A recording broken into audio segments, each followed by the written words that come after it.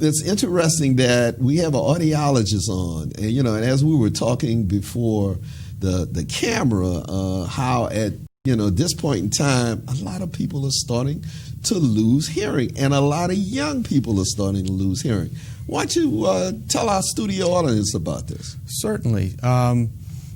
Noise-induced hearing loss is becoming a huge problem and concern, especially from the standpoint of audiology or the study of hearing, because we're seeing music, especially when it's used through a personal listening system, through headphones, where older generations may have listened to loud rock music, which is not safe, not good either, but it was through a big speaker system.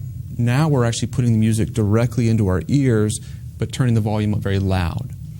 And when you listen to something loud and for more than 30 or 45 minutes at a day, that's going to really potentially cause permanent hearing loss or permanent damage to the hearing system.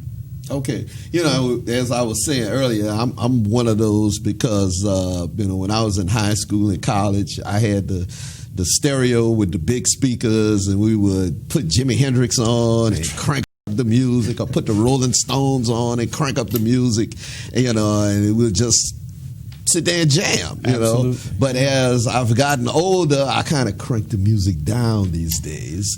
But and I've noticed, as I've gotten older, that a little bit of hearing loss. So as you get older, hearing loss is prevalent, or what? Absolutely. So when they look at statistics, it's called presbycusis. It's kind of the more medical term for it, where you have age-related changes in your hearing.